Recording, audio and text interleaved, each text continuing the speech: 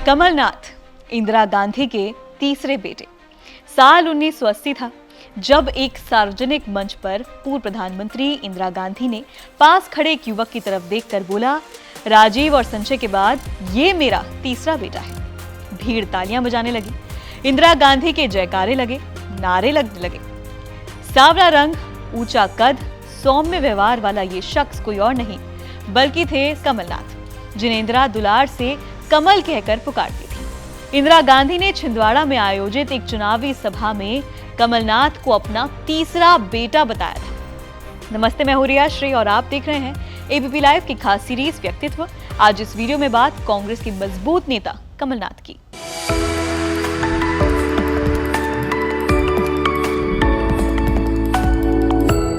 कमलनाथ वर्तमान में सिर्फ कांग्रेस पार्टी के आलाकमान सोनिया गांधी और राहुल गांधी के ही नहीं बल्कि पूर्व प्रधानमंत्री इंदिरा गांधी, राजीव गांधी और संजय गांधी के भी काफी करीबी रहे हैं।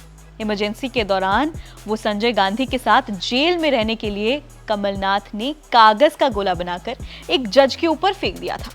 तमाम राजनीतिक उतार चढ़ाव के बावजूद वो अब तक गांधी परिवार और कांग्रेस के प्रति पूरी तरह समर्पित रहे हैं। यही वजह है कि 2019 में मध्य प्रदेश के विधानसभा चुनाव में कांग्रेस ने जीत हासिल की तो कांग्रेस नेतृत्व ने ज्योतिरादित्य सिंधिया की जगह कमलनाथ को मध्य प्रदेश के मुख्यमंत्री के रूप में चुना। हालांकि इस कारण बाद में एमपी कांग्रेस में असंतोष सामने आया और प्रदेश सरकार गिर गई। लेकिन अब एक बार फिर कांग्रेस अध्यक्ष मल्लिकार्जुन खड़गे ने कमलनाथ पर भरोसा जताया है और वो सीएम की रेस में सबसे आगे हैं। तो क्या खास है कमलनाथ में, क्या उन्हें अलग बनाता है? तो चलिए शुरुआत से जानते हैं। कमलनाथ ने अपनी पढ़ाई दून स्कूल से की, जब उनकी दोस्ती इंदिरा गांधी के बेटे संजय गांधी से हुई थी। राजनीति में आने से पहले उन्होंने सेंट जेवियर्स कॉलेज कोलकाता से ग्रेजुएशन किया। स्कूल ही नहीं, दिल्ली के राजनीतिक गलियारों में भी संजय गांधी से कमलनाथ की दोस्ती खूब मशहूर रही। आपातकाल के दौरान वो गांधी परिवार के साय के रूप में बने रहे। इस दौरान ये नारे भी लगे कि इंदिरा गांधी के दो हाथ, संजय गांधी और कमलनाथ। संजय गांधी और कमलनाथ के करीब होने के सबूत साल बीत जाने के बाद आज भी दिखते हैं। कमलनाथ के ड्राइंग रूम में संजय गांधी की तस्वीर लगी हुई है। संजय गांधी के साथ कमलनाथ का एक किस्सा खूब मशहूर है, जब वो संजय गांधी के लिए जानबूझकर जेल चले गए थे। 1979 में संजय गांधी को एक मामले में कोर्ट ने तिहाड़ जेल भेज दिया था। इस दौरान इंदिरा संजय की सुरक्षा को लेकर चिंतित थी। माना जाता है कि तब कमलनाथ जानबूझकर एक जज से लड़ गए थे। उनके ऊपर कागज का गोला बनाकर फेंक दिया था।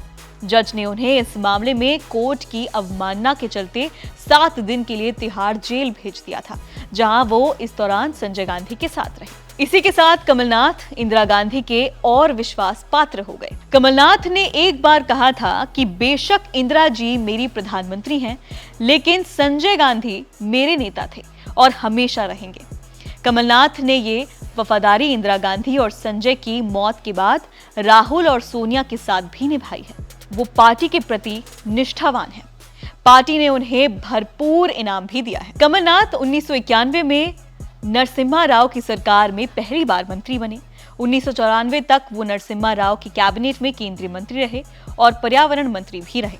1995 से 1996 में कपड़ा मंत्री और 2004 से 2008 तक मनमोहन सिंह की सरकार में वाणिज्य और उद्योग मंत्री रहे।